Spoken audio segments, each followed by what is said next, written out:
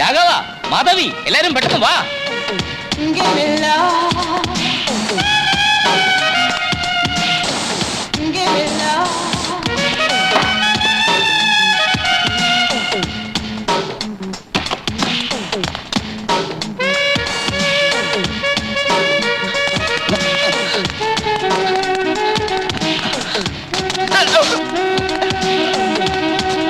Hi Nandini. Hello ദേവേട്ടൻ.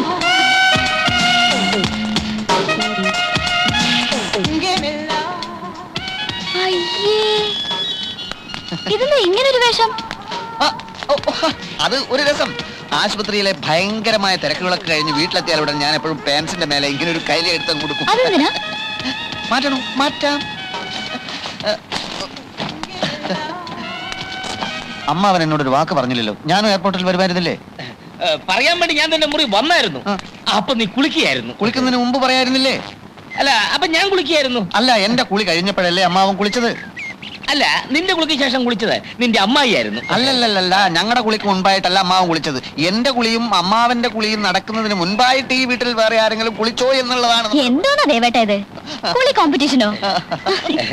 ഈ ദേവേട്ടന് ഒരു മാറ്റമില്ലല്ലേ? പഴയതുപോലെ തന്നെ.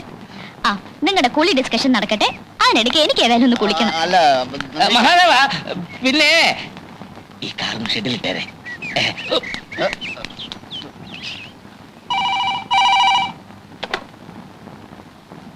Yes, doctor Rajagopal here. ആ, തമ്പി സാർ. എന്താ സാർ? പിന്നെ എന്റെ മോളുണ്ടല്ലോ, നന്ദിനി FRCS, അവൾ ലണ്ടനിൽ നിന്ന് വന്നു.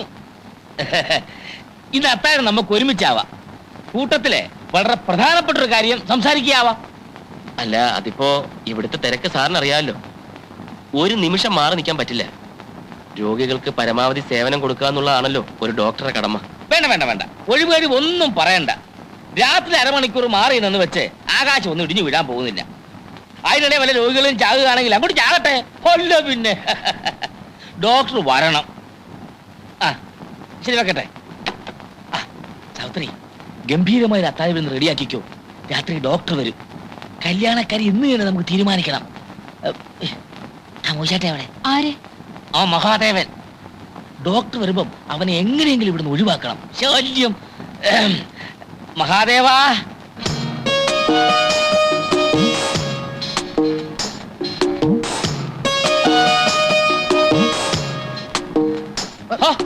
നീ ഇവിടെ വന്ന് നിൽക്കുകയാണ്.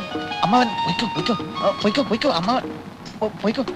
നന്ദിനി ഇപ്പൊ വരും. എല്ലാ കാര്യങ്ങളും സംസാരിക്കണം. പോകൂ. പിന്നെ കുളി കഴിഞ്ഞ് ഗാർഡനിൽ വരാമെന്ന് ഏറ്റിട്ടുണ്ട്. ആണോ? അപ്പൊ ഞാൻ വന്നു, എത്ര നന്നായി. എന്താ അമ്മാവ? ഇപ്പൊ നീ സംസാരിച്ചാൽ ആകെ കുളവാകും മഹാദേവ. ഇന്നലെ നിന്നെ പുകഴ്ത്തി ഞാൻ ഒരുപാട് സംസാരിച്ചു നോക്കി, ഫലം ഉണ്ടായില്ല. ഒരു കാര്യം ചെയ്യും, നീ ഇപ്പൊ സ്ഥലം വിട്ടു. എന്തിന്? പട്ടണത്തിൽ പോയി ഒരു സിനിമ കണ്ടേച്ചു വാ. ഒരു പുതിയ ഹിന്ദി സിനിമ കളിക്കുന്നുണ്ടല്ലോ, ദീവാലി ചാവാലി ദിൽബലിഹും. ദുൽഹനിയ ലേ ജായേംഗെ, അതാണ്? അത് തന്നെ. അതിന്റെ കഥ അറിയോ നിനക്ക്? അറിയില്ല. ആ, ഇതാ അതിന്റെ കുഴപ്പം. അതിന്റെ കഥ ഞാൻ പത്രത്തിൽ വായിച്ചതാ. ഓഹോ. നന്ദിനിയെ പോലെ ലണ്ടനിൽ പഠിച്ച നായിക, അവളെ വശത്താക്കാൻ 18 അടവും പ്രയോഗിക്കുന്ന നായകൻ.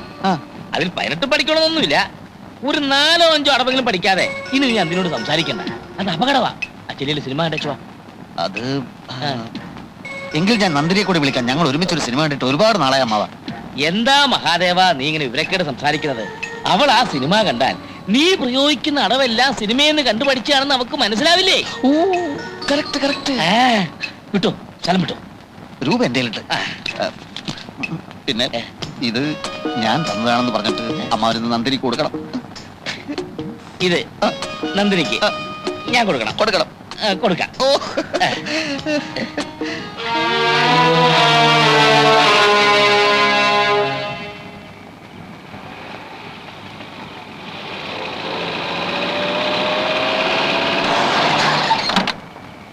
എന്റെ ദൈവമേ, ഇത് ആരായി വന്നിരിക്കുന്നേ?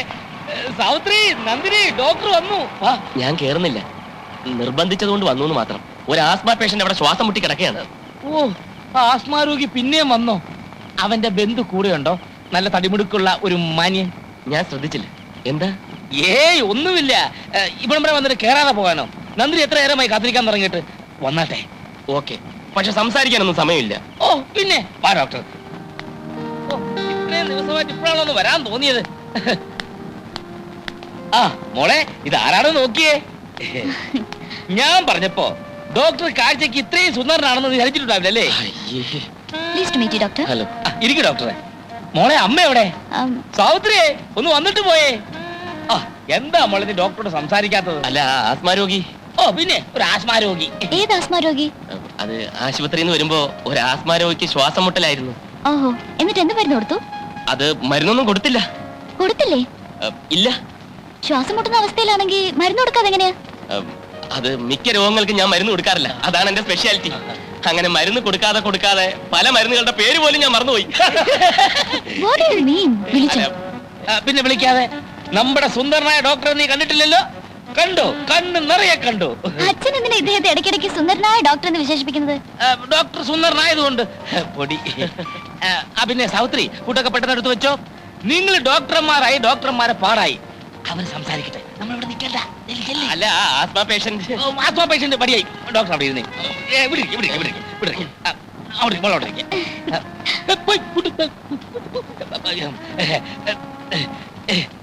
സംസാരിച്ചു.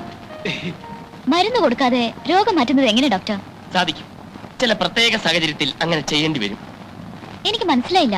എനിക്കും മനസ്സിലായി വരുന്നതേ ഉള്ളൂ. മിക്ക രോഗങ്ങളെയും ഞാൻ സമീപിക്കുന്നത് മനഃശാസ്ത്രപരമായിട്ടാണ്. പേഷ്യൻസിന്റെ സൈക്കോളജി, അതിന്റെ കൂടി വല്ലപ്പോഴും ഇത്തിരി allopathy. Allopathy psychology, psychology allopathy. അതാണ് എന്റെ രീതി. അച്ഛൻ എവിടെ? ഡോക്ടർ എന്തൊക്കെയായി പറയുന്നത്?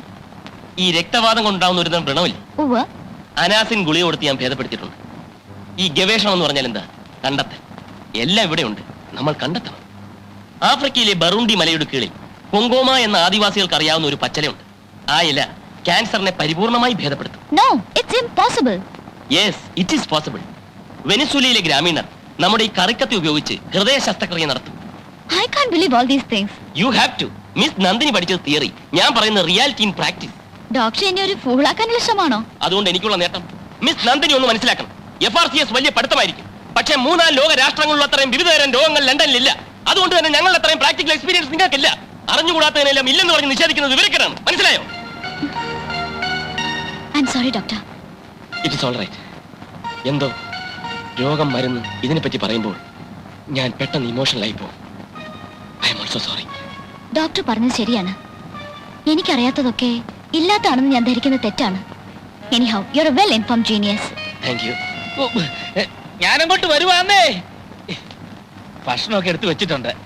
അതിനു മുമ്പ് നിങ്ങളോട് രണ്ടുപേരോടും വളരെ പ്രധാനപ്പെട്ട ഒരു കാര്യം എനിക്ക് പറയാനുണ്ട്. അതെന്ത് കാര്യം അച്ഛാ? അത് പറയുമ്പോ കേട്ടോ? പറയട്ടെ? എനിക്ക് പറയൂ. പറഞ്ഞോട്ടെ. അതിനെന്താ? എന്റെ ഒരേ ഒരു ആഗ്രഹമാണ് ഞാൻ ഈ പറയാൻ പോകുന്നത്. അതായത് നിങ്ങൾ രണ്ടുപേരും ഓ, പോകുന്ന വഴിക്ക് ഒരു പൂച്ച കുറുകെ ചാടി. അപ്പോഴേ ഞാൻ കരുതിയതാ എന്തെങ്കിലും പ്രശ്നമാകുന്നു. ഡോക്ടറിന്റെ ആശുപത്രി പോകാതെ ഇവിടെ കിടന്ന് ഇങ്ങനെ കറങ്ങുന്നത്. ഞാനിവിടെ നിൽക്കില്ലേ, നിന്ന് കറങ്ങല്ലോ. കാഷ്വാലിറ്റിയിൽ ആരെങ്കിലും വന്നാൽ ഡോക്ടർ ഇല്ലെങ്കിൽ ഞാൻ ഭയങ്കര സ്ട്രിക്റ്റ് ആണെന്ന് അറിയാലോ. ഡോക്ടർ അതോട്ട് വന്നല്ലേ മഹാദേവ? അവസാനമായിട്ടല്ലല്ലോ. അമ്മാവൻ അറിയില്ലേ ഞാൻ ഭയങ്കര സ്ട്രിക്റ്റ് ആണെന്ന്? ഓക്കെ ഓക്കെ മിസ് നന്ദിനി, ഞാൻ പോകുന്നു. Nice meeting you doctor. It's my okay pleasure. Okay okay, ഭക്ഷണം വിളമ്പി ഞാൻ വെച്ചായിരുന്നു. കഴിച്ചോളാം. ഞാനിപ്പോ ഏതായാലും വന്നത് നന്നായി. ഞാൻ ഭയങ്കര സ്ട്രിക്റ്റ് ആണെന്ന് നന്ദിനിക്ക് ബോധ്യപ്പെടാനൊരു അവസരം കിട്ടിയല്ലോ. എടാ, ഫസ്റ്റ് ഷോ ഹൗസ്ഫുൾ ആയെന്ന് വെച്ച് നിനക്ക് സെക്കൻഡ് ഷോ ശ്രമിച്ചുകൂടായിരുന്നോ? ഇതാ നിന്റെ കുഴപ്പം. തിയേറ്ററിൽ ചെന്നപ്പോൾ നോട്ടീസും പാട്ടുപുസ്തകവും കിട്ടി, കഥാസാരം പിടികിട്ടി, നന്ദിനിയെ വശത്താക്കാനുള്ള ചില അടവുകൾ പഠിച്ചു. എനിക്ക് നല്ല വിശപ്പ് നടത്തിയൊന്നും വല്ലോ കഴിയട്ടെ. സാവിത്രി, ആ മേശപ്പുറത്തിരിക്കുന്ന ആഹാരം എടുത്ത് ഫ്രിഡ്ജ് വെച്ചോ. മഹാദേവൻ വരുന്നുണ്ട്, കുറച്ച് കഞ്ഞി വിളമ്പിക്കോ.